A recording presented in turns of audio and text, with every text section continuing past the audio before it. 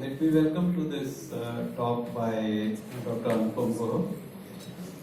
Uh, Before we hear him, I just wanted to give him some background of the interest the Center for Policy Studies have in this whole issue of information economy and governance.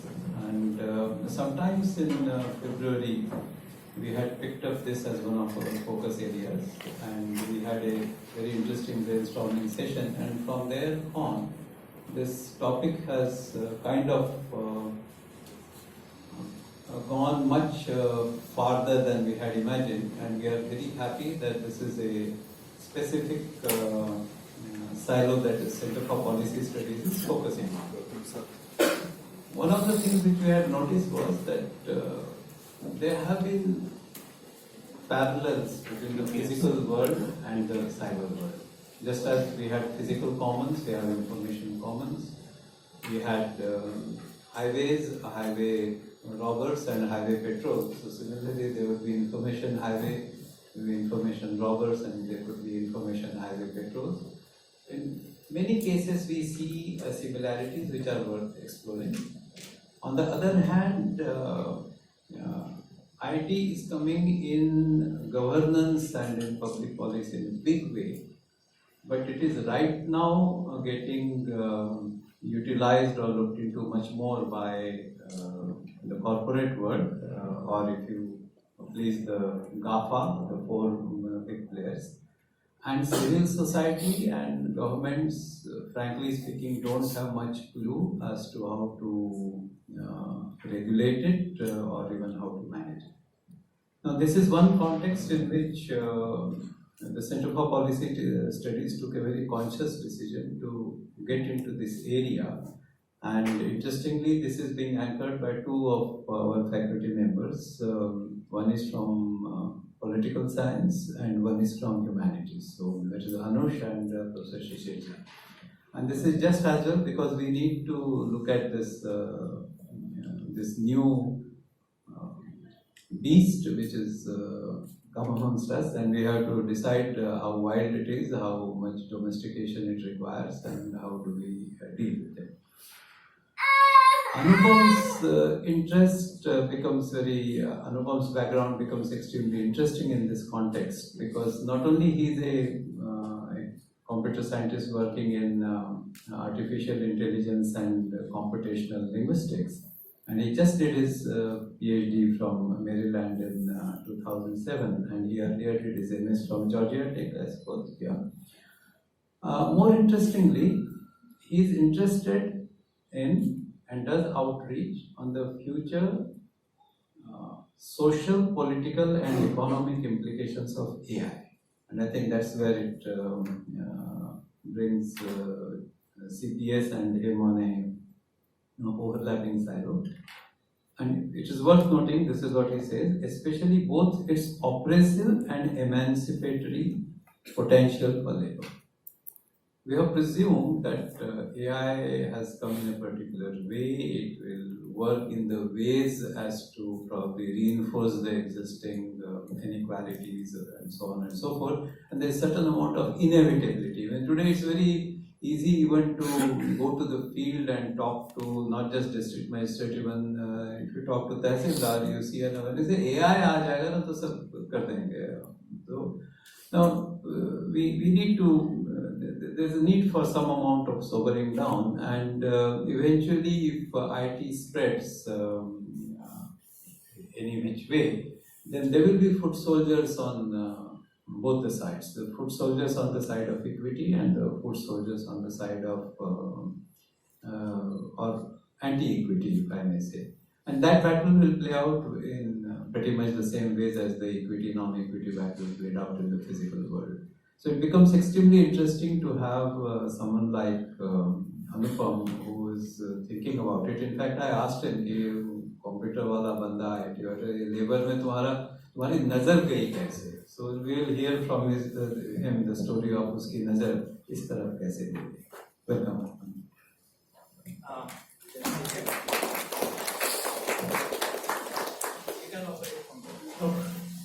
Thank you for that extremely generous introduction. My name is Anupam. I used to belong to the University of Maryland. As far affiliations are concerned, I am actually legally not allowed to divulge my place of work because that is industry, and anything I say here is pretty much my opinion and not connected with anybody else. If you want to follow my thoughts on various things, I can be found on social media. And the group of like-minded people I work with are called RX Collective, RX being the Urdu word for non-linear.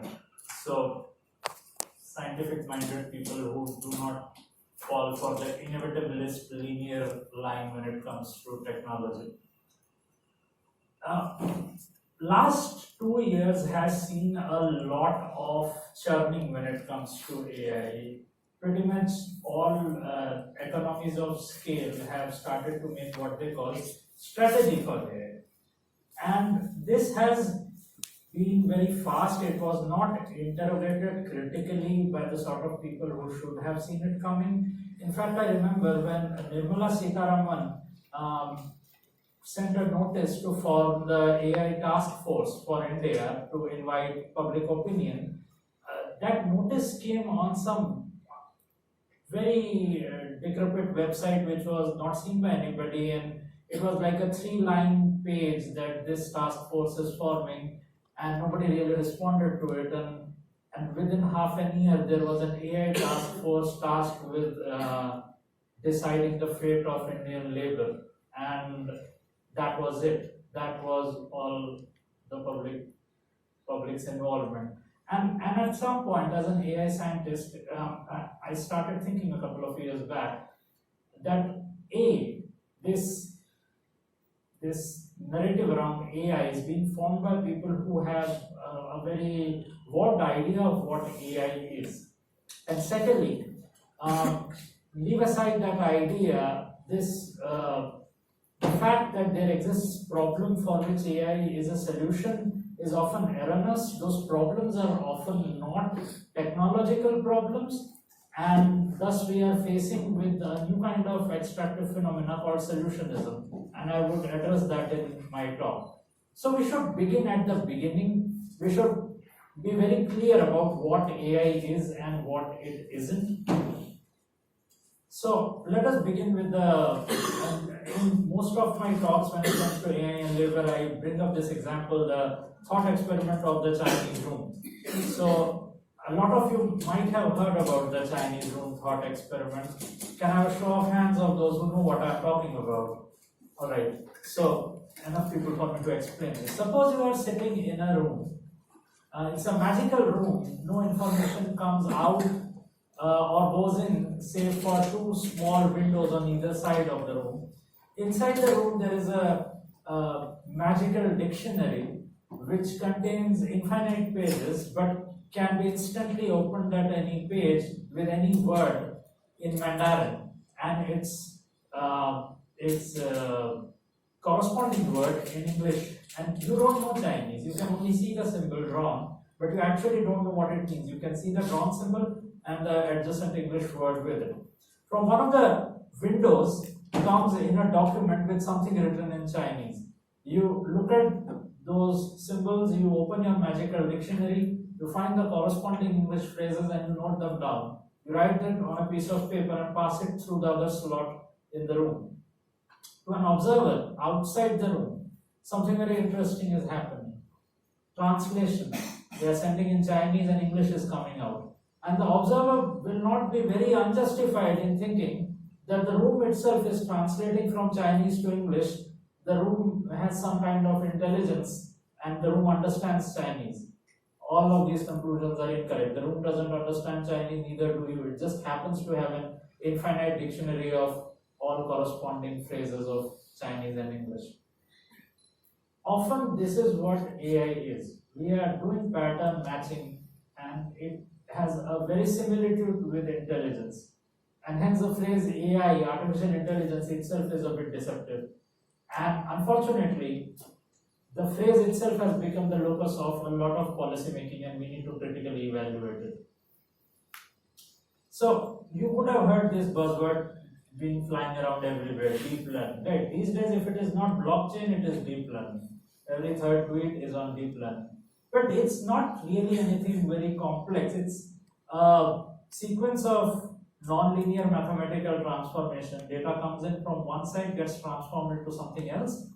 You have a lot of what are called training examples. So those training examples or signals are fed on one side, and you fix the output, and you do that 100,000 times, a million times, till you start getting the output you desire. Then you send in an example which is not a training example but a test example, an example whose output you do not know from beforehand, and whatever output you get, you deem to be the correct one.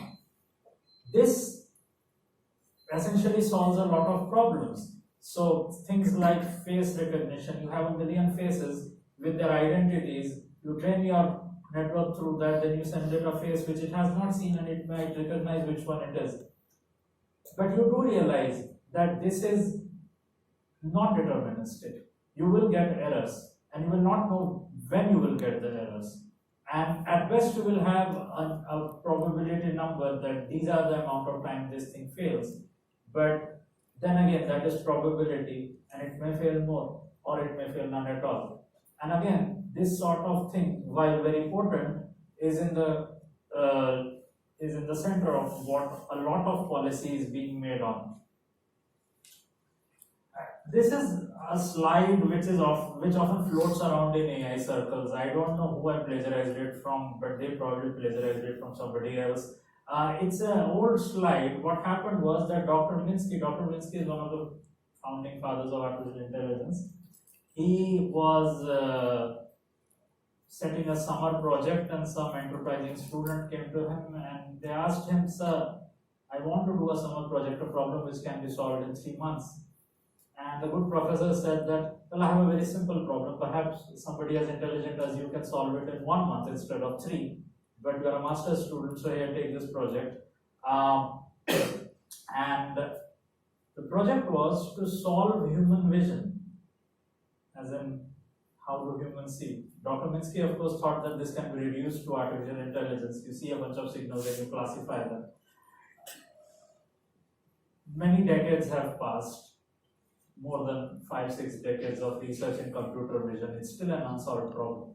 The reason this example is circulated in AI circles is A, a cautionary tale against hubris, and B, an example to show that in his time, Dr. Minsky was pretty much the expert on AI. Yes?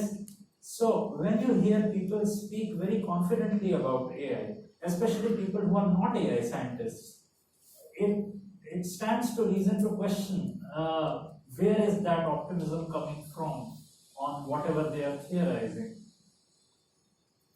So a lot of people in the 80s went through that phase when robotization was being brought to India, and people thought that a lot of jobs would go away. And then those jobs didn't go and other jobs got created, and that was taken as an example of the many successes of neoliberalism. But in a sense, those jobs did go away. What happened was not unemployment, but a phenomena called precarity, wherein a person, instead of losing their jobs, ends up doing what are called gigs, becomes informal labor. And that has been a continuous process in India since the 80s. But the robots have changed. Now you have these things. I gave a similar talk 7-8 months back, and this slide is from there. These happen to be my colleagues from my old lab in Maryland. That is my ex-professor, Dr. Yanis Alaimanos. But the star of the photograph is that robot. It's called the Baxter. And the Baxter is an interesting robot because it doesn't do one thing. It does many things. As long as the problem can be reduced to a pattern matching, a classification, a learning problem. Because after all, what is an ambulatory action if not a series of decisions? You see something, you move your hands, you make a certain decision. Folding a cloth or cooking a dish is a sequence of decisions. And as we have established, most, if not all the time, AI is making decisions from patterns. So the thing will do a lot of things. It will very slowly fold a piece of cloth. It will very slowly attempt to cook. As you can see, it's very clumsy. It has these fat pseudo fingers. At which point, generally, if there is an undergrad in the room, they would ask that, this can never replace me because I am so dexterous and intelligent and versatile, while this thing is clumsy and clunky and has 3 fingers on each hand, and those fingers don't look very versatile. The thing is that that thing does not get bored or tired or ask questions, doesn't ask for a living wage. All it needs is a power cord. And it will keep doing the same boring task again and again and again. And once you are through with that boring task, you can teach it another boring task, and another boring task, and another boring task. And here is where the interesting dichotomy about AI arises. A lot of people are getting scared of AI. I think they're getting scared for the wrong reasons. They should get scared, but not for the reasons they are getting scared. They have been told all kinds of doomsday scenarios of AI taking over, and Elon Musk's mental gymnastics of AI running loose and ending the world and all that. But it's the boring questions which are important. How many people will lose their jobs who are not needed to iron a t-shirt anymore? That kind of stuff. And that is what today's talk is about. So, we'll begin with defining what I mean by the extractive imagination, or sometimes I like to call it the extractive consensus of AI. This is Alexa. Alexa, as you know, is among a universe of these things coming up where you speak onto, like, there's a pod and you speak onto it that turn a light, show a movie, and it will respond as if it understood your language. I took this example because my PhD was in natural language processing, so I like language and I like how easily intelligence can be simulated in that medium. But recently, this very interesting professor from NYU, Kate Crawford, she wrote this gigantic report on the extractive implications of just Alexa or any such little device. And that goes on to show that just to run something like this, something as simple as this, how much resource needs to be extracted, not just from human labor, but extracted in terms of neo-colonization, or extracted in terms of, say, good old-fashioned material extraction, like extraction of the things which go on to make something like this in scale. So, and the interesting thing about AI or things like Alexa or whatever AI you use in your life, because you already use a lot of machine learning in your life, right? You open your laptop and it does some kind of recognition. You go to Facebook, it does a bunch of very small machine learning processes. You are surrounded by artificial intelligence, you just don't realize it. And the interesting thing is that for the first time, the difference between the consumer and the laborer has been blurred. You are all the time performing labor for AI without realizing it.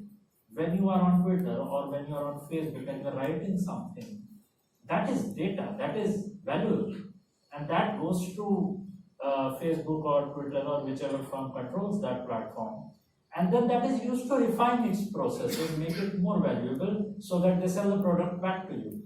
So there is a lot of unpaid training labor which goes on in the extractive imagination of AI. So you have this Alexa thing, and to you it's a very convenient thing. Hi Alexa, switch off the light, and it switches off the light. But when you said, hey Alexa, switch off the light, that goes to Alexa headquarters so that it can better switch off the light the next time it hears, hey Alexa, switch off the light, right? Because it's a machine learning thing, it's constantly improving. And you and millions of you are feeding it what it needs to constantly improve it so that it can give value back to you.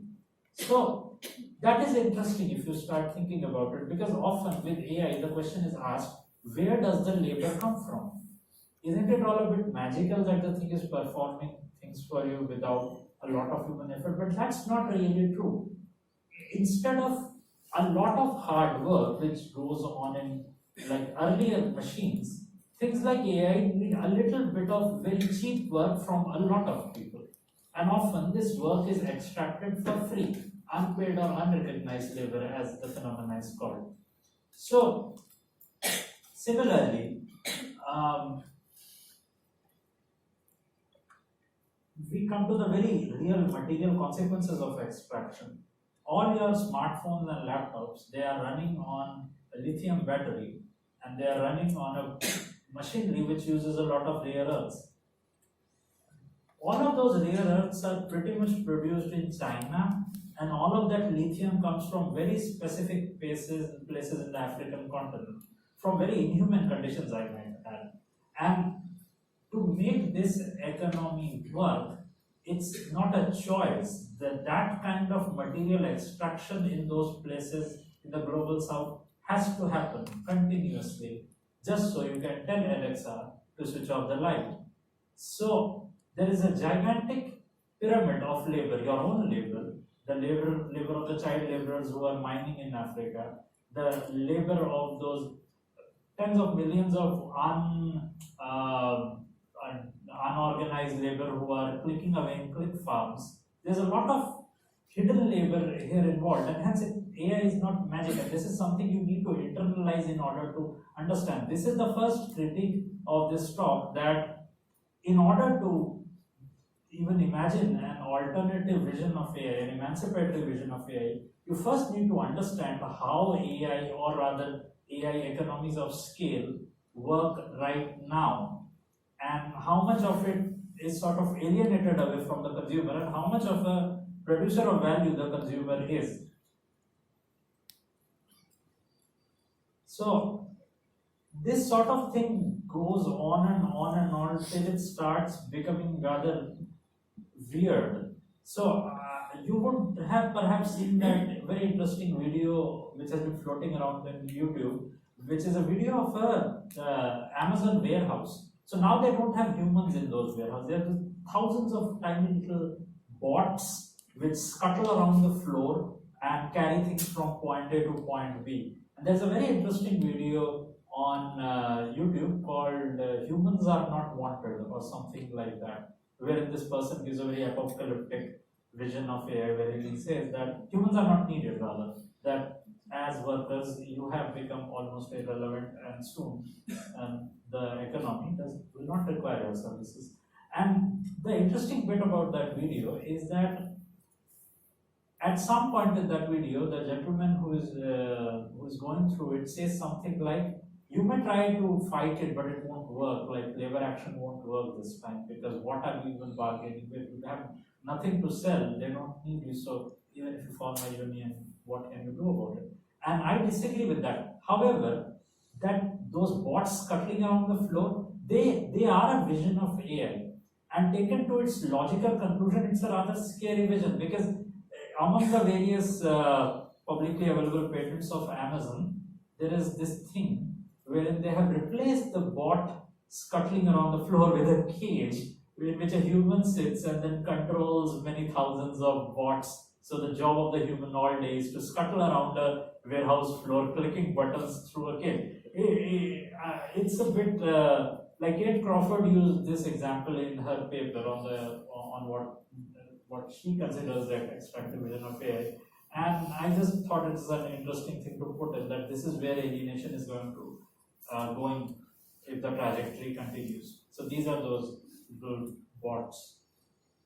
So aside from critiquing the general narrative itself, there are very specific this talk attempts to critique. One is it attempts to critique the biggest critique of AI right now, critique which centers on bias and transparency.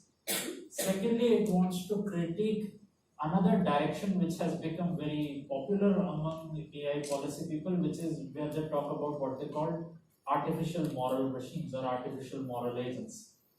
The third critique is of the companies who are sort of reacting to a lot of skepticism by calling it anxiety. And then I would try to characterize the problem as how I see it and what I think the solutions where it should be researched for. So, what is this deal with bias and transparency? First of all, the words bias and transparency are not used in the same manner among the common people as they are often used by people who work in AI. That creates a lot of confusion and a lot of rather Shakespearean comedy, so to speak. So this is one such story of one comedy. What happened was that there were a bunch of scientists who were at CMU who had created very simple AI agents to communicate with each other. And when I say communicate, I don't mean in the human fashion, talk with words, as to machine would communicate, right? And because those agents were optimized to communicate efficiently, they soon realized that using the things they have been taught, human language, is a very inefficient way, and they created their own little algorithm. This is all fairly normal, and this was going to be a very interesting paper. But somehow some newspaper got hold of it, and they were like, these machines have created an alien term. Has AI gone too far? Should we stop all AI research?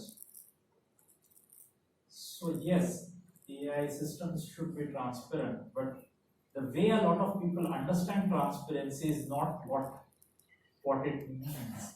And often it's a, and even if you leave aside the misunderstandings and all, transparency has to have a debate of its own, because I am very skeptical about the transparency. A lot of people are, like a lot of people who work with AI realize that there are mathematical limits to transparency.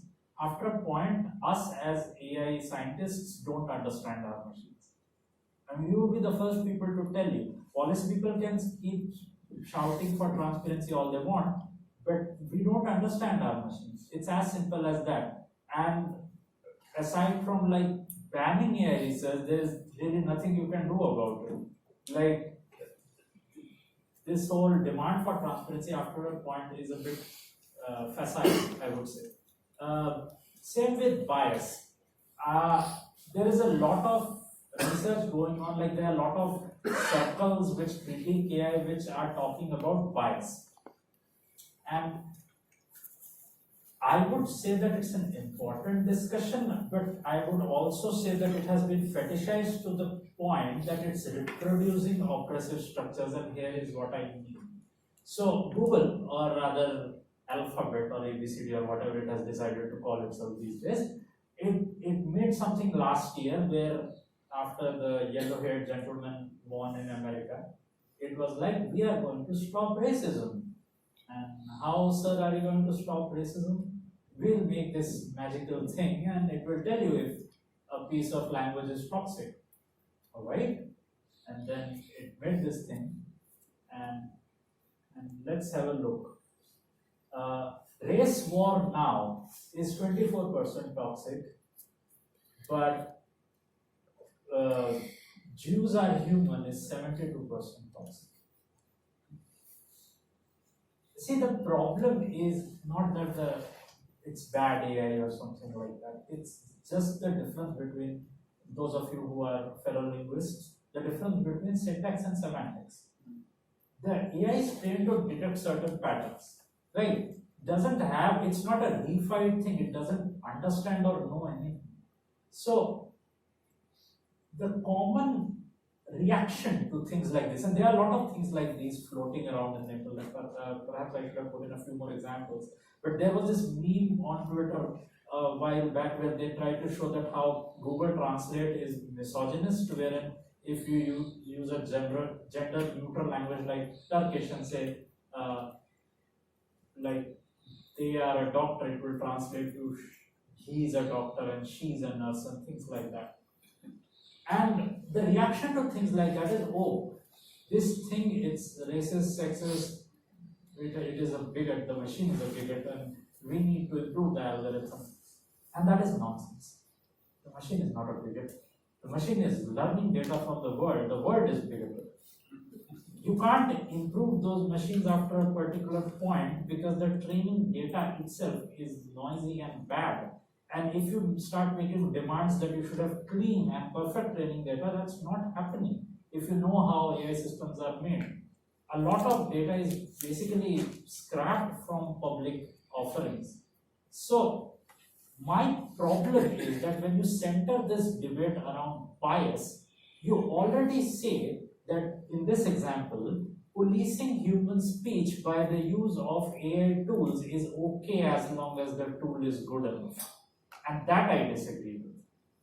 If there is a tool which is not deterministic, if there is a tool which is admittedly flawed in very serious fashion, why are we accepting this debate in the first place, this whole debate about bias? Why can't I say that stay out of my place, stay out of my privacy, and have a human being do things which require policing other human beings? And this is a theme that will reoccur in this talk. And this is not some academic example. A lot of policing speech, policing action through algorithms and artificial intelligence has already been normalized, even in India. And I will give you a few examples of that later. So when you focus the debate around biased AI systems, you have kind of already capitulated. All right. So that was my critique of bias. Next is my critique of the furtherance of this line, which is the moral agent or the moral AI system. So after a lot of people, they sort of internalize that it is fine to use AI to make decisions of moderating someone or perhaps even arresting them, then they go a few steps further and start asking really strange questions like, at what point is it okay for an automated car to kill somebody in order to save somebody else's life? The question itself is very ill-framed and very dishonest, but it is a question that is being asked, and somebody needs to do something to stop this question being asked and say that your whole frame is wrong. Recent research, and once a question gets asked, you will get enough talented people to do research on it. So a bunch of people did this whole investigation where they tried to find that in which part of the world killing whom would be more moral. Is killing an old man more moral than killing a child? If a car has to choose, car is driving autonomously and there is a child and an old man, which is killing a lady more easier than killing a dog, for example, or is killing a uniformed person better than killing a civilian? I mean, the whole question is warped as far as I am concerned.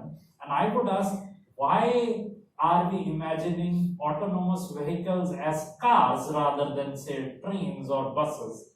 Because I would start thinking about public prosperity, but that doesn't get asked because the assumption has already been made that you need autonomous cars. And from that point, you start to ask these questions. Because if you are already fetishizing the whole point of insurance, because that's where it is coming from, right? The insurance company. If you have already in your mind made up that, oh fine, we are going to insure everybody, then you will start asking questions like how much insurance money will I have to shell out?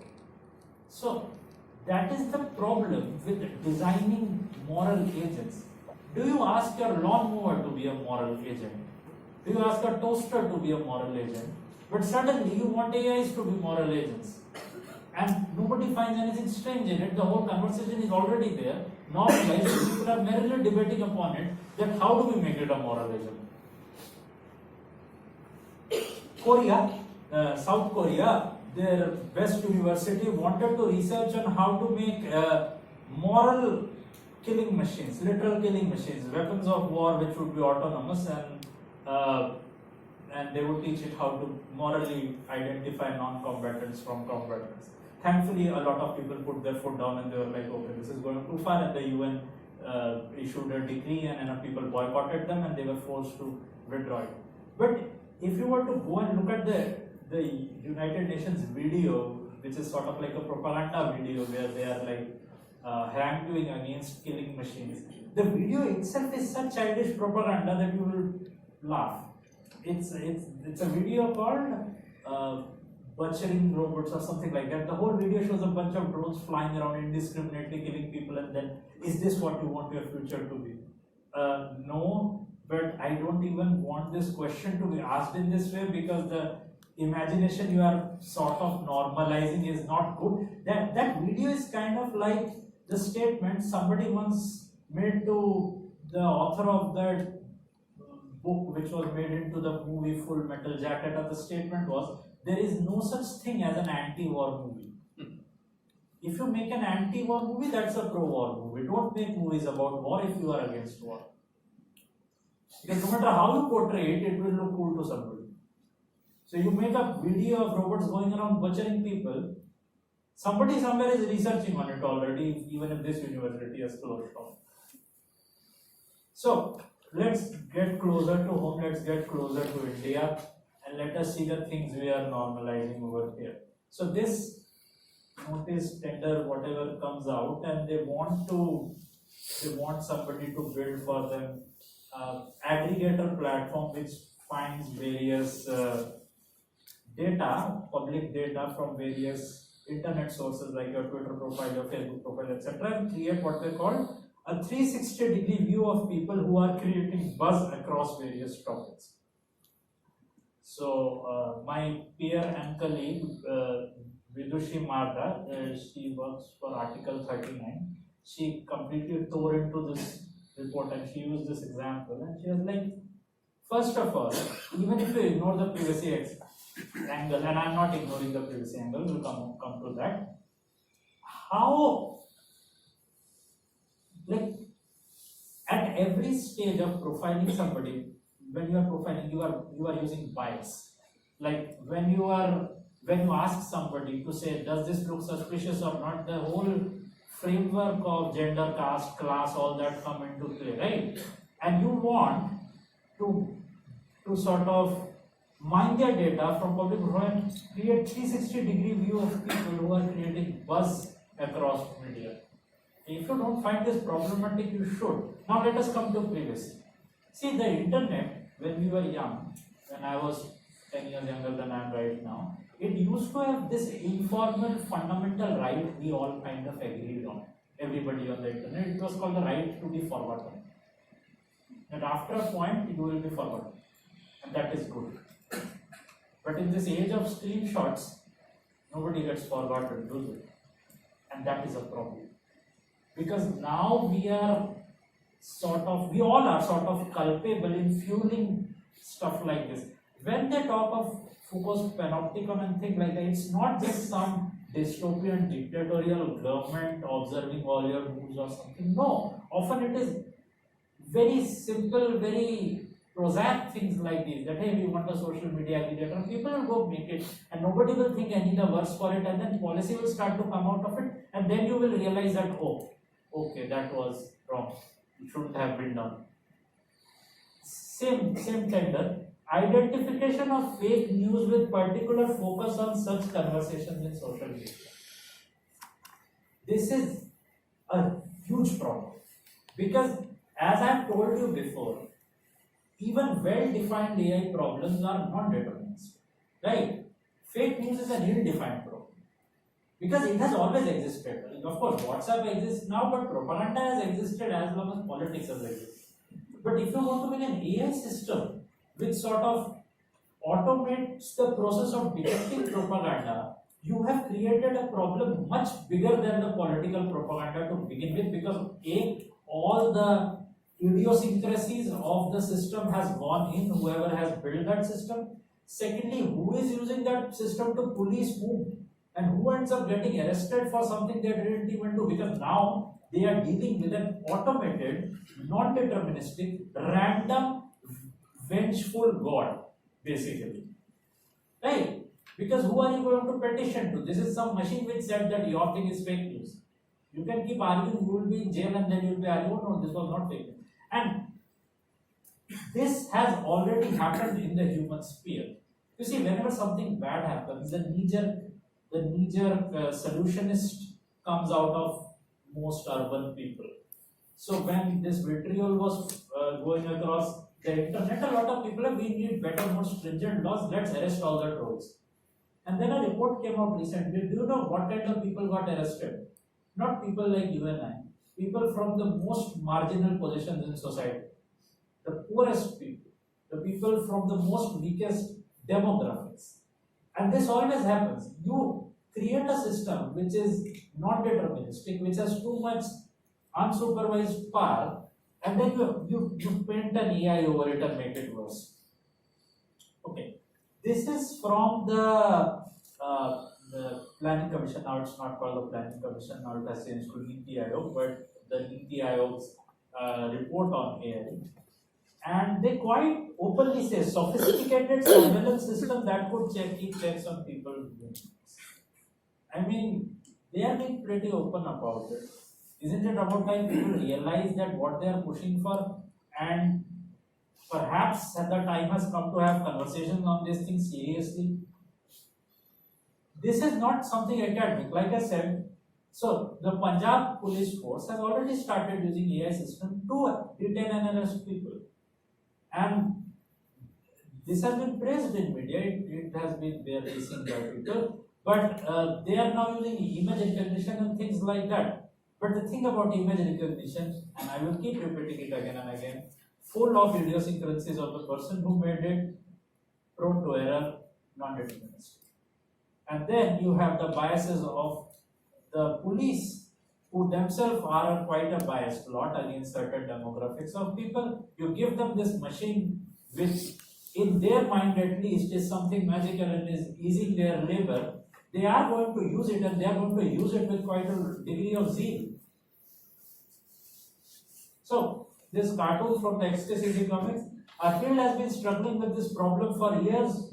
Struggle no more, I am going to solve it with algorithms, says the computer science guy. And no, the problem is really hard. Not algorithms are not going to cut. This is what has been happening. Unfortunately, in the Indian, at least as a computer science guy, it's not a STEM people who are creating the problem. It's the policy people who are creating the problem and talking about things they barely understand.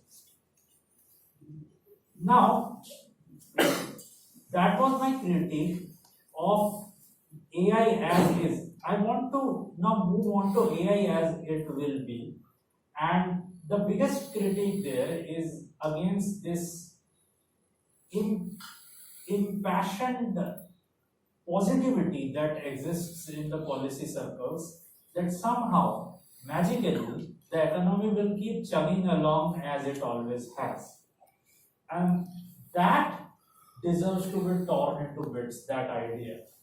Now, first, here is this whole thing come about new jobs. I have a few slides later which specifically address the whole new job thing, but here is how the argument goes. That hey, humans did not have wheels, then humans had wheels. Did jobs end? No. Humans did not have the steam engine, then humans had the steam engines. We just got new jobs, right? Every time technology comes, we get new jobs. That is nonsense, by the way. Here is what really happens. Yes, you get new jobs, but you never get the same quantum of new jobs as there were old jobs, because newer technology by definition is more efficient, right? So if you do this little experiment which I have done across various economies, always the same results, take the list of the jobs employing the most people currently, then take the list of jobs employing the most people, say 20 years or 50 years back, and compare those lists. And you will understand that yes, there are new jobs, but they are very few. This is the list for America last year. I got these numbers. And if you look at, these are the top few jobs which employ the most people. What kind of jobs are these? Retail salespersons, cashiers, food preparation staff, general office clerk, registered nurses, waiters and which of these are new jobs?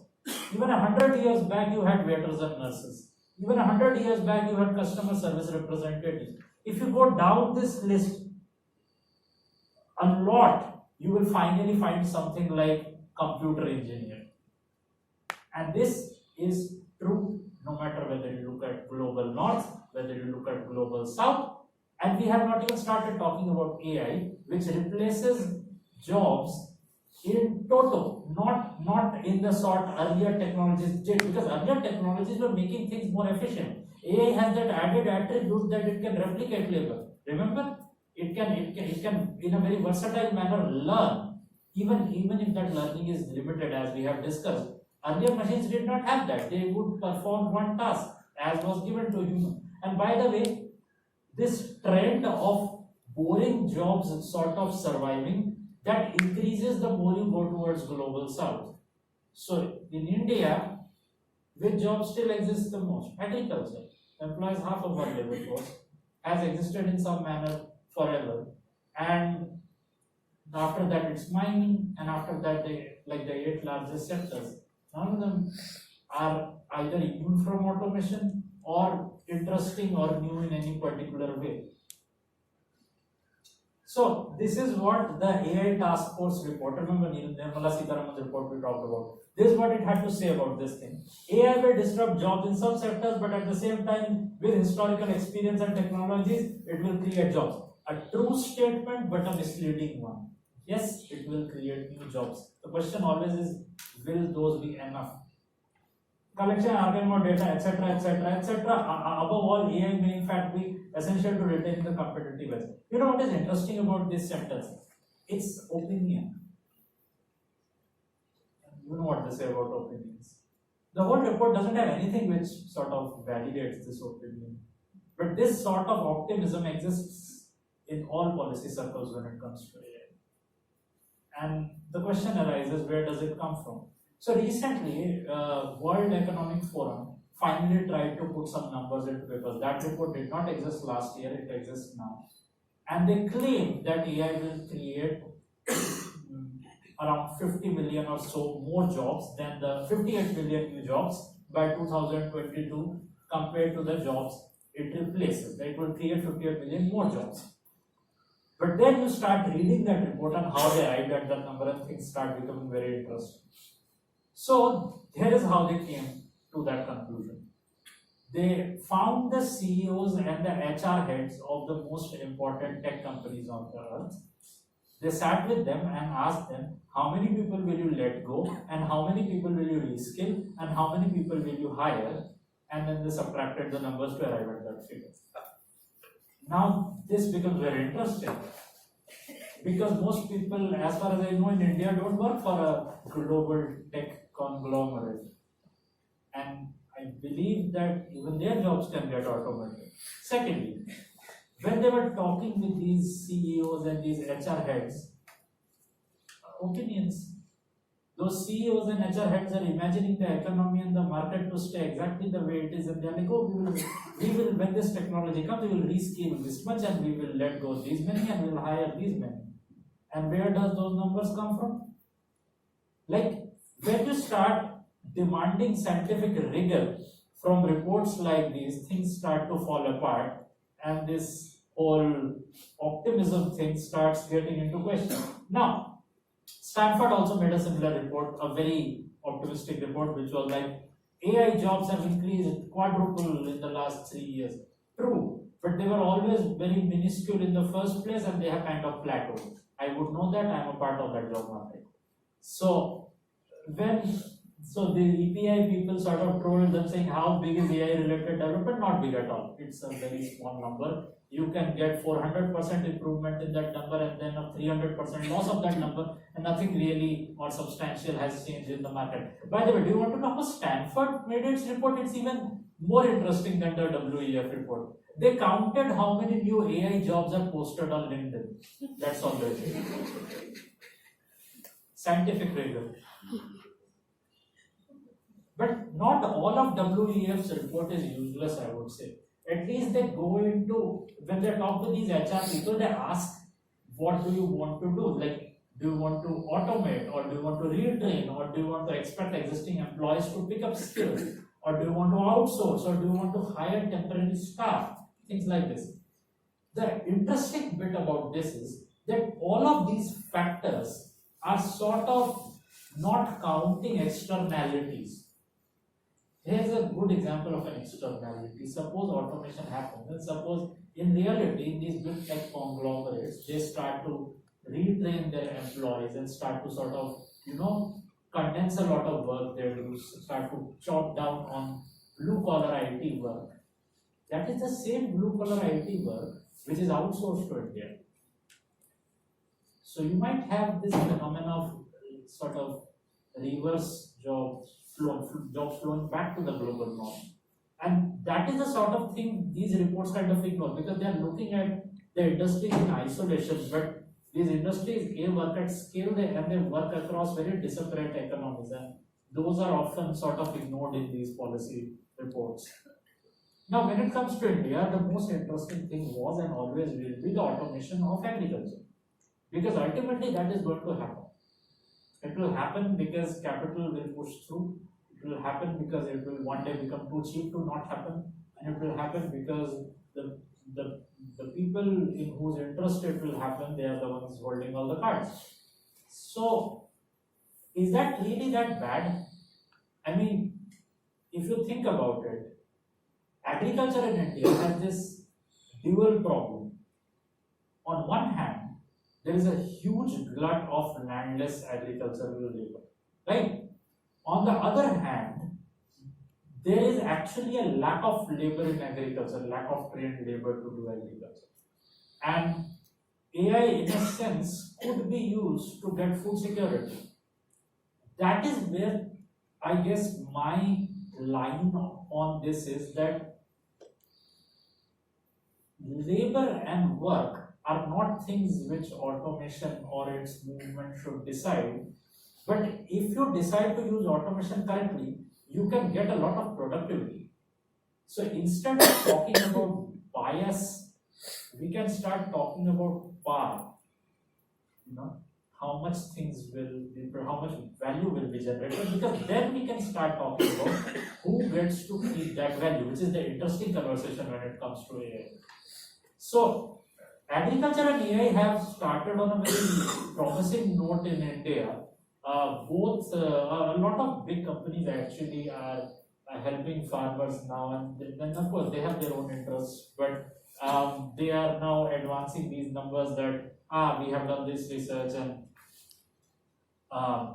doing so and so has led to a 30% higher yield. And this is not just propaganda, this is actually good news for a lot of farmers, because a lot of crops die in India because of neglect or not knowing where the weather would change, and in very specific technological problems. When you leave out when you stop doing politics with AI, and when you do it for what it should be done, which is productivity, it works really well. So when you need AI to do better weather management, because a lot of crops die because of weather conditions, or say with pest attacks, predicting pest attacks and things like that, it works really well. But choosing where to use it, choosing to use it to predict pest attacks or thunder strikes or things like that, that is a political decision. And that decision can't be left to either techno-solutionism or political solutionism, and I will differentiate what these two terms mean, because the former is rightly critiqued, the latter is often ignored. So, and not just in India, other governments have sort of realized the sort of more salubrious use of AI in scaling public welfare. UK has started to use it with the discovery of medicines, and this is an important use because, as you know, pharma is a deeply monopolistic. So, if you want to do drug discovery using AI, it can really cheapen life-saving medication, and that again, if you decide to use it that way, that's a good political decision. In Africa, so this is taken from a paper, from an older slide from an older talk. So in Africa, a big problem is in the African continent, throughout the countries there, that there's a lack of medical staff. So in order to even think of a healthcare system there, you would need automation at the end of the day. So I am not just, I'm not a technophobe. I hope that is clear. I'm just saying that the decision of where to use technology is a political decision and not a technological decision. And if used correctly, it can have really good results on the ground, as has happened in this case, or in this where they have started detecting breast cancer with more accuracy than any human expert. And because breast cancer kills more than 50,000 women even in the United States, way more in global south, that's actually a good usage. So the difference, the critique is in the extractive imagination of AI. But once you start to use it for very specific purposes which are linked to welfare, and once you make welfare the locus of your AI research, it starts to work really well. So there are things AI is really good at. Scaling and productivity and finding cancer tumors are things like those. Making decisions on whom to arrest based on their facial features, not so much. And that distinction is important to remember. However, even if you manage to make cheap drugs or manage to grow a lot of crops, ultimately, historically, what has been happening is that productivity is not keeping pace with equity at all. And we all know this is a global phenomenon, right? This is the ultra wealthy take more of the pie, but this is a US graph. In India, the ultra wealthy, well, we all belong to the ultra wealthy. We are all one person, so we are the ones this graph is talking about. In 2015, that 1%, the top 1% in India controlled 55% of the national wealth. In 2017, in just 2 years, they control 73% of the national wealth. Way more than this. So inequality is way more in India than it's in the US. And the thing with the thing with AI is that because it increases productivity, because it sort of creates productivity in such a manner, the person who holds it ultimately becomes quite dominant in the field. You know, they will get to sort of have a policy, and that is important. And again, a few graphs trying to trip you into how rich you are. Like the recent figure is what? If you have more than 6 lakh rupees as your family wealth, you are in the top X% or something. But essentially, you are all very rich people, and the country is deeply unequal. And AI is going to keep intensifying that unless we start to really think about what AI is. So what is to be done? We have critiqued AI long enough, and what are the solutions people are talking about, and what are the critiques of those solutions? So one thing which people have been talking for the last 3 years a lot, I used this slide in my last year's talk as well, is universal basic income. All of you probably know by this point what universal basic income is, right? For those not initiated into the cult of UBI, it basically means the government gives everybody a bit of money without conditions, unconditionally gives everybody a bit of money. The idea is that will destroy super poverty. The idea is that will give people some breathing space, etc. And I kind of am very skeptical about this for various reasons. One big reason is that here, when they talk about universal basic income through the Indian lens, they are already talking about removing other welfare schemes, you know. And the logic that is given is, of course, your standard logic, merit, corruption, etc., etc. There are 5-6 words which come in any government thing. And I'm worried that this could be a gigantic shadow. I mean, pure cynicism here. But there are more concrete critiques of UBI I want to state. One is that suppose UBI happens, and suppose you don't live in India, suppose you live in some Scandinavian utopia where your UBI is not a couple of thousand rupees a month, but a couple of thousand, what is it, euros, dollars, something, some large currency a month, lots of money, suppose. And everybody is happy, everybody is getting free money, etc., etc. But who controls the quantum? How much money you get? In case you are unemployed, that money means a lot to you if you are unemployed, right? If suppose you live in an automated economy and AI has taken over a bunch of jobs, that money is literally the difference between your rent or not being homeless. So who controls the quantum of that money? Now you would say the state controls the quantum, but then the state controls welfare schemes even now, and we all see what happened to welfare in India over the last couple of decades and in other places.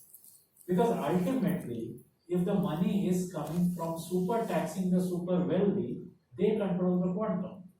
They get to say how much will they allow themselves to be taxed before they run away with their wealth, or so they think. And because that also is a flawed assumption, nobody runs away with their wealth, but that's how the popular conception of wealth is, right? And so that's the one thing, that it is, you are like placing your future on very tenuous ground. Because once last year when I created UBI like this, somebody said, but it's the state doing it. The state will make certain that no cronism happened, and the crowd started laughing at this person. Cronism will happen. But let's go deeper into it. Okay. Have you really changed anything? What I mean is that if Google holds all your data and Microsoft holds all your algorithms, and they are earning lots of money and being taxed for it, and that tax is coming to you, a part of it, what essentially are you to this economy? At best, a consumer, and worse, some kind of half labor whose job it is to feed those algorithms more and increase their wealth. What have you really changed? The imagination, the extractive imagination of AI, as we have been talking about, is still the same. And some people have a rather melodramatic phrase for this term of humans. They call it techno-feudalism. It's a problematic phrase because feudalism has gone in the past, it can't come again.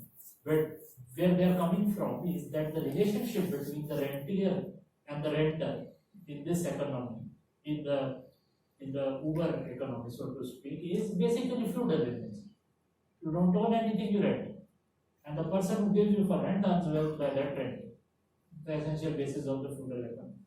Now, there are, of course, critiques of that critique as well, and you can go down that rabbit hole. But the point is that don't accept UBI just because a few very well-dressed individuals who reside on the west coast of America have told you that it's the panacea to all the problems. It's not. Here we come to ideology. See, once you start questioning the nature of property when it comes to AI, when you start questioning the very extractive foundation of AI, you have to sort of be very clear about where the wealth is coming from and who is expropriating from who. Because right now, you are partly creating the wealth and it's partly being expropriated from you. And remember, who made those algorithms? Scientists, researchers, people like you and me. Who educated those people? Public funded universities. Even when those were private funded universities, they took a lot of infrastructure from the public space. So all the mechanism to create that wealth was socially constructed and then somehow magically got privately expropriated. I mean, I know this because now I work for an industry lab, so I know the whole process, you know. And you are working on the same thing in the university lab, and you can write papers on it, and you can collaborate with others. Then you go join a company, and I will again not say which company, but then you can't write a paper because now it has become IP. Now whatever you work for them, even if it is the lamest thing on earth, that is intellectual property somehow. And you were the one who created that property in your PhD in the first place, but suddenly it's not yours. Because you need that wage, because you need to pay a rent, because everybody needs to pay the rent. So, when does the magic trick happen? Nobody knows the answer. The answer is ideological. So we need to start questioning that the very premise of modern technocratic discourse is that can the commons be the basis of public prosperity? Because for a long time we have been hearing that the commons can't be the basis of public prosperity, that the way to public prosperity is through what is called euphemistically the market. A completely incorrect phrase because it's not a market. But people have started to question this. There is a county in the United States. A county is the equivalent of a municipality, a district, something like that, where they got tired of their local internet monopoly and decided to sort of, as a county, sort of create their own fiber net system. It works very well. But that was completely against the wisdom. When it was being made, they were saying that this is an anti-competitive etc., etc., etc. There were some phrases they were using, but now they are getting fast internet for cheap. That is all I'm interested in. So we have to start questioning the very basis of how we imagine public prosperity. In France, they are now going to make automated buses which will carry passengers. And here was my earlier question: why automated cars? Why not automated buses? Because a car you have to buy, bus you don't have to buy. But if there's a fleet of automated buses, cheap automated buses, everybody gets to travel in leisure. Why can't we have that? And why is there this whole paradigm which forces you to think of artificial intelligence in terms of who owns it?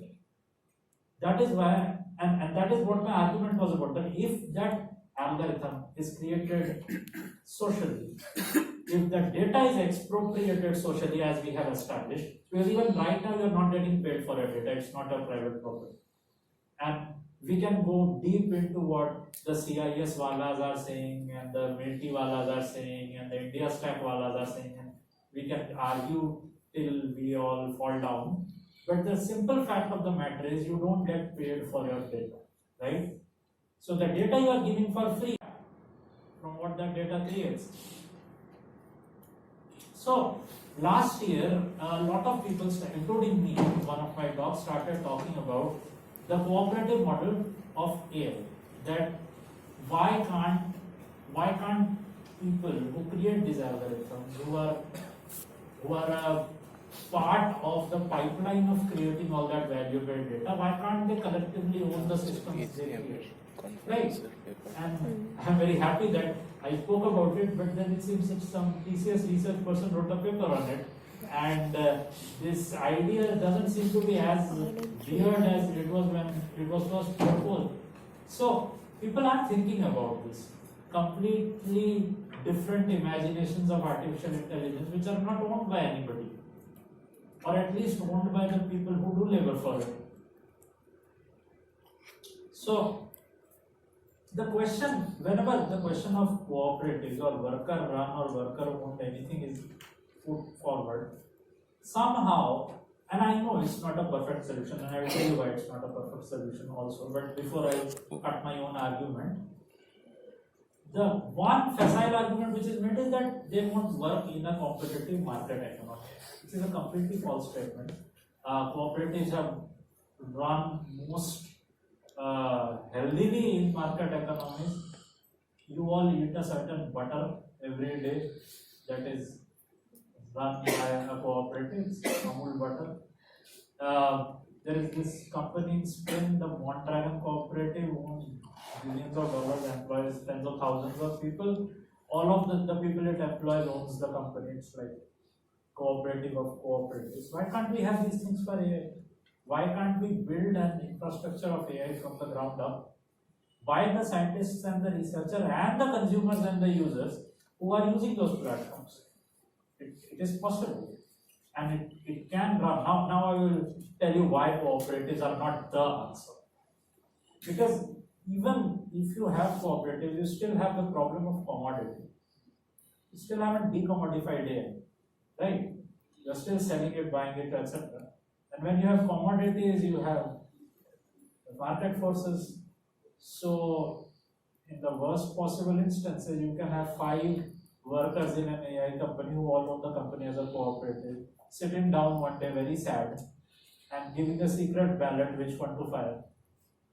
So they remove the ownership structure, but they still have to engage in the behavior which would let them survive in the market. But still, a way better imagination than what exists. This slide also I use in most of my talks, that ultimately a lot of what I've said here is hogwash. Nobody really knows how things are going to be,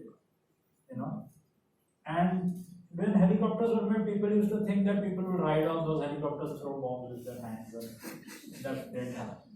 The point I'm trying to make is that don't buy the inevitabilist narratives of AI. This is what will happen, this is how the market will work, these many jobs would go, these many jobs would come. Just ask them, where did you get your data, where are you getting your numbers? And how technology is used ultimately is a series of political decisions done by the people who use that technology, as will happen with AI.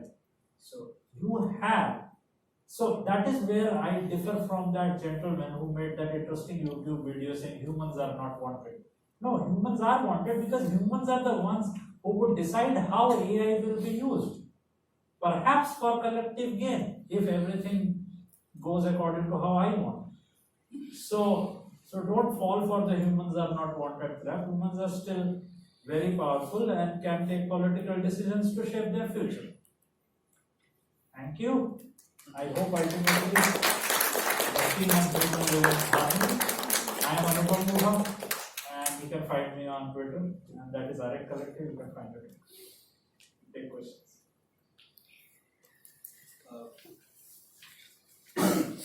Before we open this for the questions, can I have Shishir to give his comments? Because today morning Shishir made this point again in another workshop about the technology and the politics of how do you handle the technology. So it's pretty much the same. And you were supposed to be discussing, so you might as well come here and. That's okay.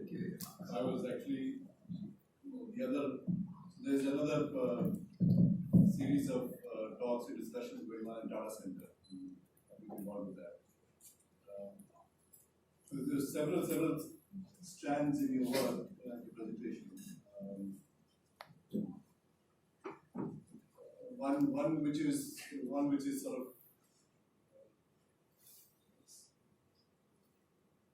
one which is related at the end.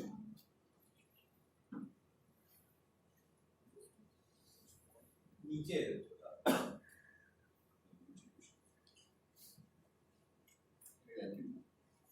You need to take? Yeah. Hello? Yeah. Sorry.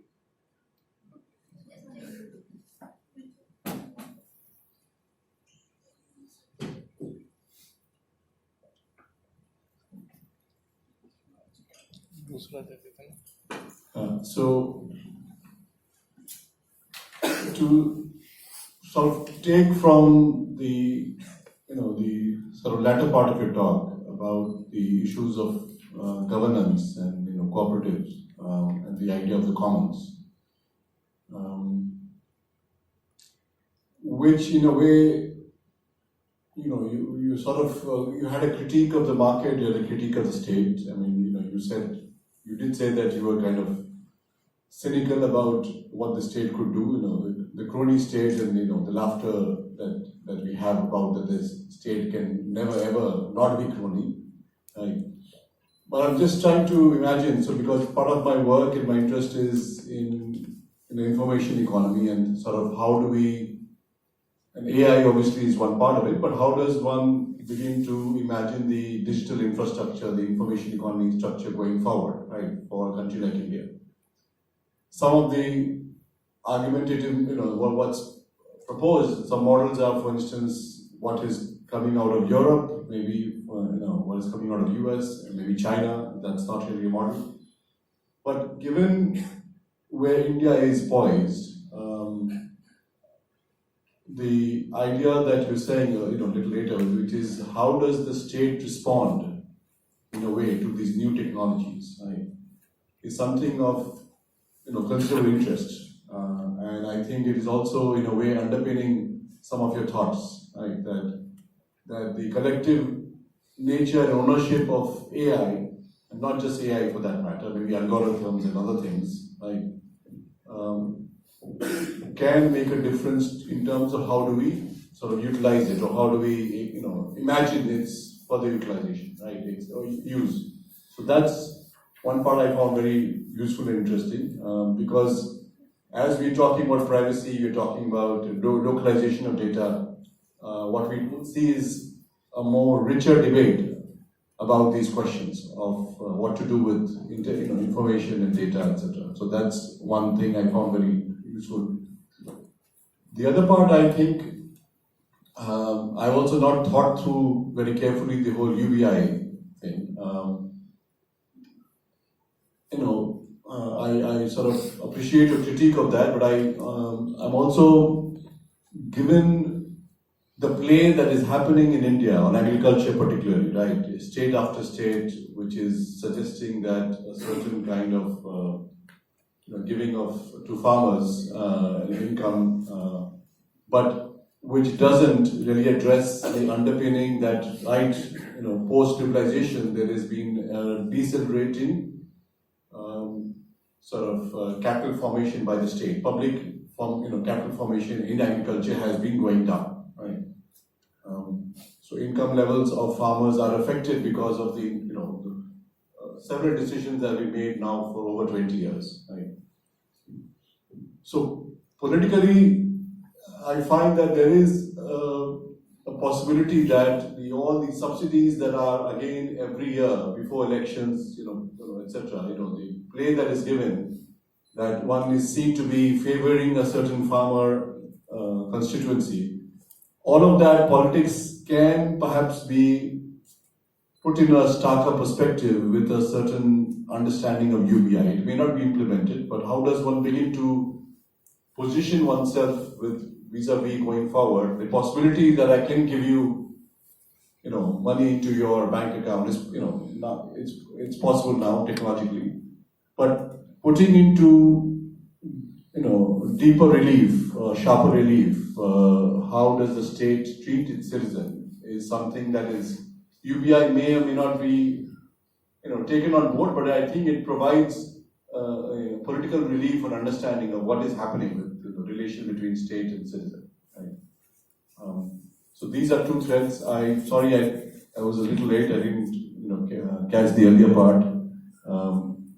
But I think the way that you're, put together your understanding of computer science, and you obviously you understand the trajectory of that, and you also, it's not very often that we get to hear somebody who says very clearly to an audience here that there is politics involved in making technological decisions. Right?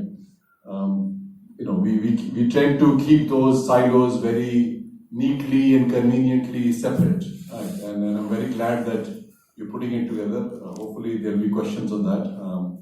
Because yes, at the end of the day, so I'm in the School of Management, and I'm also one of the stranger persons there because I have a background in political science. But it's very clear that small and large firms, and particularly even larger firms, always are taking strategic decisions. But we call them strategic, but at the end of the day, they are really very, very political decisions, because it is about, as you're saying, extraction of resources, right? So these are certain comments. I'll pause here, and we could take it forward. May I respond to one second thread? So one, this is not a definitive reply, but one competing vision to UBI is can be found in, like, the Labour Party in UK has recently made this document on what they call public work, where they have a very different way of, again, handling the same question between the state and the citizen, and what to do when precarity happens. And they have a very different view where they separate public work from what is a job, And the idea is more to secure the citizen in the wealth creation process, and thereby sort of circumvent the market, rather than letting the market do whatever it wants, tax, and then redistribute. So it's a very, given their name, a very labor-centric way of thinking about the problem, but I found it interesting. I'm not saying that that's a good alternative, I'm just saying that there are competing models to UBI out there, and they deserve to be looked at. Yeah. Just to add, if I could, so there is Marxian term, socially necessary labor time. Right. So how does the conception of UBI relate to perhaps the fact that we all do need to labor? Yes. And how is it recognized by the state, by the market? I mean, that is where I think a lot of because people will be laboring. The only problem is that the market won't be recognizing it as a job. And that is the scary bit because people labor all the time, right? People, even if they are not working, they are doing this and that, they are even like domestic work is work. So I think the problem with UBI, the major problem with UBI is that it erases a lot of labor and sort of fetishizes a very small kind of labor and then sort of treats the job of public prosperity purely in a redistributive domain, and that is, I guess, where my main critique of UBI comes. Yeah, question, yeah. Hi, sir. As you mentioned, especially for artificial intelligence, I did my PhD in 2000. So it's not only algorithm, you need a lot of data in this one. And if you look at a lot of data belongs to Facebook's, WhatsApp, and Google's of the world, and all algorithms belongs to Google, Amazon's and this one. So as in India, because I see a lot of training, everybody wants to learn machine learning, and the way Google and Amazon they are portraying it's as if anybody can learn and this one. So what you see when we don't have data like China, it's very controlled. There was a long back interesting article. China envisaging that 26% of the GDP will come from artificial intelligence 2030, and they own a lot of data. So what do you see, like even if a lot of people get trained in India, what do you see the future of especially machine learning? Even if technology, algorithms are available. That's a very important question because I don't think that the state has realized this yet in that sense, and I'm worried that when they would realize it, or even if they have realized it, they would go on this spree of collecting data without caring about where it is coming from, what are the rights associated, because those rights are not well defined yet in the Indian context, right? So, so I was reading this policy paper by CIS where they talk about healthcare and artificial intelligence. And they very gravely talk about, oh, the data will come from here, the data will come from there, the medical data, the patient data. And I'm like, yeah, but why do you get to have that data? That data can be used to uniquely identify each person. Who allowed you to make that data yours in the first place? And what happened was with Facebook, Amazon, etc., they managed to make hay before all of this even was thought about. Like they sort of are constrained now, but they were not that constrained earlier. And in India, I worry that this sort of hunt for data is happening in a space which is not very ethically or legally very well defined, and hence this is a conversation that needs to happen both between policy people and technology people, that look, how do you even define consent, that where is your data coming from, and how do you define who gets to have whose data, and I'm not convinced yet that we are mature enough policy wise to start a data economy, as the word is often used, especially when it comes to things like Aadhaar. Like we as of now haven't even understood the repercussions of the sort of gigantic data set it has created and the people who have access to that data set and how they are going to be using it. So again, the Chinese model is something we wouldn't follow anyway. So we can at least all agree that extraction of data needs to be done carefully rather than not carefully. We'll take 3 questions. I think 1, 2, and 3 hands have gone up. Then we'll take 1, 2, and 3.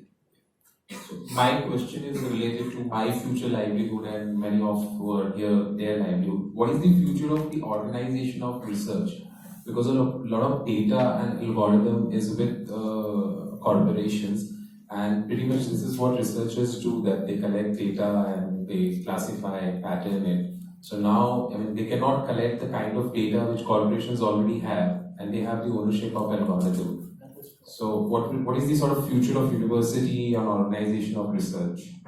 One of the reasons I keep mentioning that all 3 questions. Yeah, we can. Oh. Hello, sir. So I was So you quoted one example where facial mapping or mapping of a person through AI, why it won't be good. And in one example for cancer, how it could be used. So, but while explaining the first one, you said that AI is non-deterministic, and that will lead to some issues in the further process.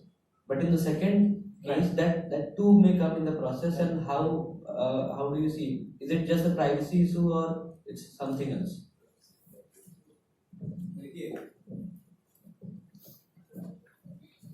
Hello, sir. When you are saying that like AI should be made more for commons and less proprietary, do you mean that the data should be more for commons, or the AI module trained by those data, or the services provided by those AI modules should be more for commons? Okay, so I will answer three questions in this order. So I'll first answer. So you would have heard this phrase often being thrown about a lot these days called democratization of data or something. That's not what I'm talking about. Because that phrase is generally a euphemism that you will get data for free. That's not what we are talking about here. I am talking about the legal conception of what AI systems are. Are they intellectual property, or are they something which are owned collectively by everybody whose labor goes onto it? It's very huge. So it's not just about data. And this is actually a raging debate in IP rights and things like that. Like somebody like Atul Skaria, who's a lawyer in NLU Delhi, he was talking about how IP itself is now being questioned, intellectual property, because of its internal contradictions, and that is how I'm talking about commons, so not just data. Coming to your question, I think the major difference between what I would consider a benign or an unbenign use of a non-deterministic system is that system capable of removing me from my liberty? The thing about cancer diagnosis is that a doctor can do an error, an AI system can do an error, and a combination of an AI system and a doctor can do an error. But ultimately, you get to decide whether you would follow that advice and have that surgery or whatever, right? So if it is proven that 97% of the time the machine does an error and 95% of the time the doctor does an error, you as the consumer of the medical services have some options in your hand.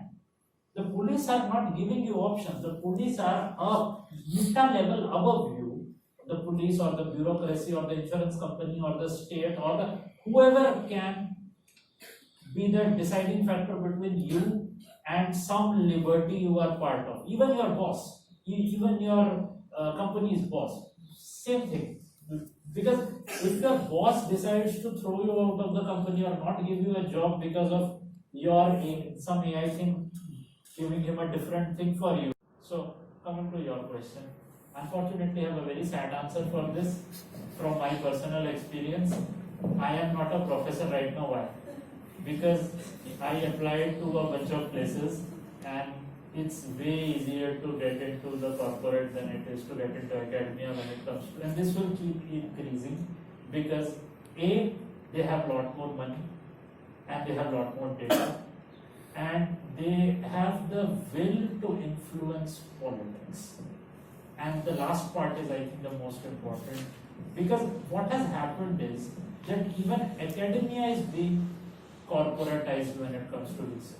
You would know that, right? Like various people will come and fund you, but then the ones who fund you decide the problem you work on. So you will see more of that encroachment happening, and there is really nothing you can do about it till you agitate politically and till AI becomes a political thing and you can shape local and national policy. So, unfortunate. And more methodologically, as in because in the limited capacity of a researcher, Right, how much right. data a researcher can collect. Right. But here you have. But a company has a lot more data, and also the way research is done, right? Because if a company is even letting its employee look at that data and do some research on them, it's not likely that they would be able to publish an open paper. At best, an inter-company blue paper. I'm again speaking from my experience. This is how it happens. So when Google publishes a paper, that's a rare event. And even those papers, they are not replicable. They don't release all the code and they don't release all the things you need to do it. So overall, this is affecting research and not in a good way. And there are really no short ways out of this as far as I see. As far as I see, until and unless there is investment by the state into research, there is really nothing can be done. So it comes back down to political decisions.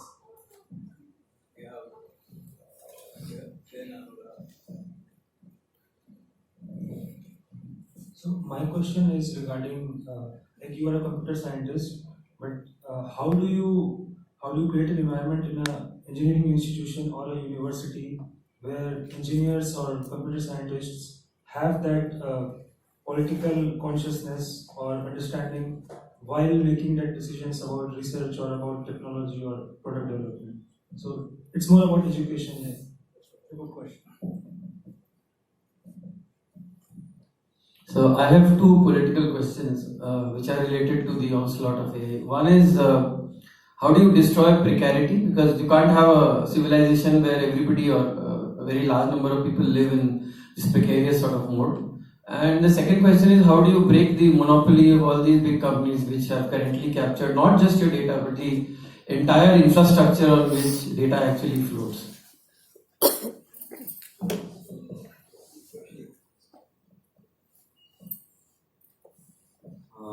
I also had a question. Basically, when you are looking at, so for instance, to give the context to what you were saying, like in my company, like recently I was speaking with the head of IT, and there are some tasks that we have a processing team to clear, and we were looking at how some of our tasks and their tasks can be done by, manually, to automatically understand and get those things cleared on their own. And he was giving the same thing which you were calling out, that doing this will not result in the loss of jobs of the processing team, they'll just get to do a better job. And with you, I agree with you in the sense that it's not actually possible, like looking at the nature of the work we have, it's not possible to, do it that way. Like you will have some people free to do better jobs, but there'll also be some losing their jobs.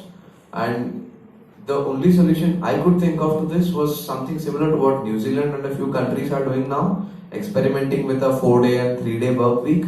Do you think can we do that? Like, would that be a good way of, trying to getting the job market to shift its objectives expected from employees in such a way that you don't do a 60-hour week, instead you do a 30-hour week and you get paid the same. And that's the only way you can save jobs. What would you think about that? This is an excellent question. I really am embarrassed that I did not bring it up myself, and I will put it in the next talk which I give a few days from now, so I will plagiarize it.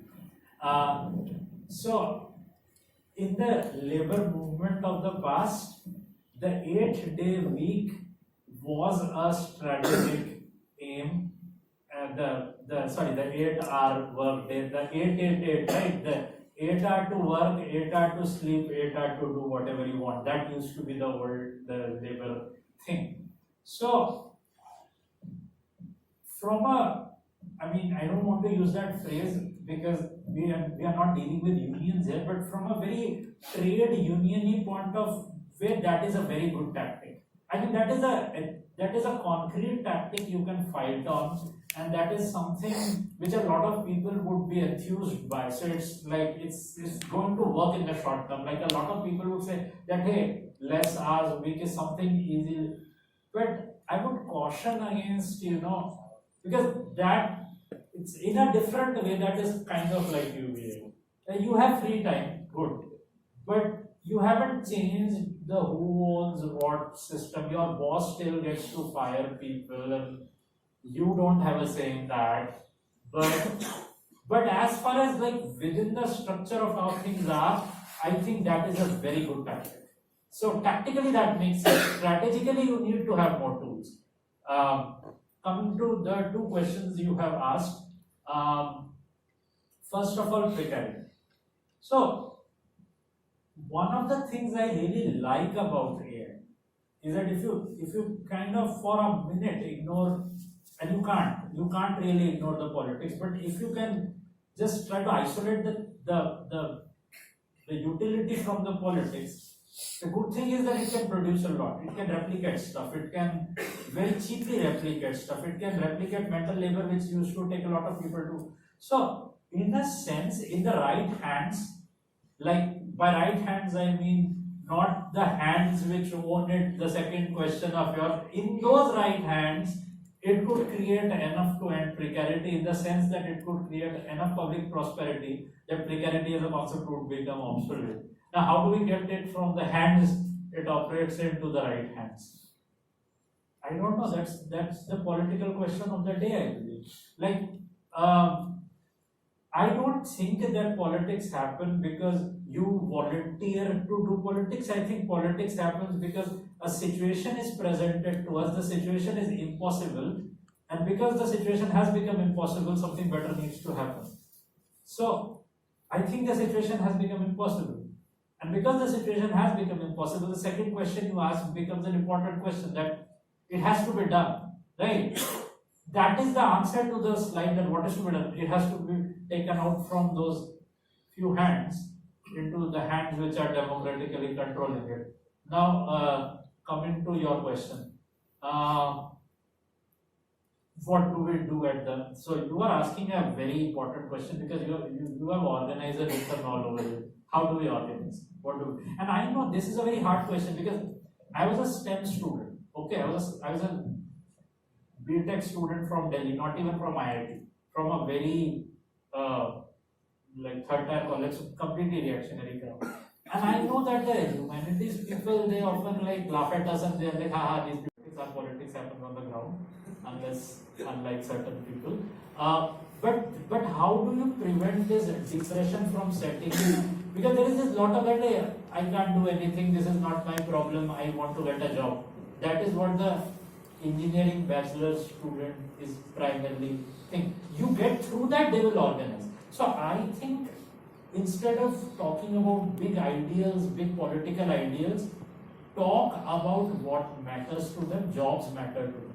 Talk about that, look, things continue the way they are, then it's not necessary that you will get a job. And you can't fight this thing without understanding what it is, and to understand it, you will have to sort of politicize yourself a little bit. That is how I talk to a lot of my peers and a lot of my juniors. And in a sense, I have managed to use a dangerous word, radicalize quite a few people. But I don't think it's that hopeless either. Because a lot of people like to paint the Indian student as a hopeless case, especially the Indian engineering student. You know, they think that, and that isn't true. You just talk to them. You talk to them in the language they understand. That look here, these are excellent technologies, but whose hands are they in, and what are the chances for a job? Show them figures that 4 years back, the total IT hirings in the country were 400,000, right? Last year it was what? 1,20,000, decrease of almost 4 times, and the trend is not going to end, no matter what NASCOM says or whatever figures they cook up. So there is very real precarity. All these mass recruiters from these second tier, third tier colleges, TCS, Infosys, etc., not in those numbers anyway. And they have quite openly started talking about reskilling their existing base rather than hiring new students. So this very much becomes their problem. And once this becomes their problems, other things become their problem. So that's all I think that can be done. Yeah. We'll just take the last lot of 3 questions from here. First of all, thank you for a wonderful talk, Dr. Guha. So we have been talking about a lot of things about, how to reimagine the stuff. So in all the imagination, we have been talking about the commons and other ways of ownership. So can we even go back to our old friend Karl Marx and everything that you said, like in this creation of surplus of leisure and labor. So commons, wonderful idea, but still at the end of the day, a very liberal take on all of that. Yeah. So like at the level of ideas, can we go back to a Marxian critique of now that we have surplus of leisure and a surplus of labor? And how do we connect? And the talk about GAFA and how to kind of go through GAFA. So and to the point of maybe we should start teaching Marx and the theories at all places. I right, in am schools. not a revisionist, first of all. So the soft devish things I have said are because of the environment I am in.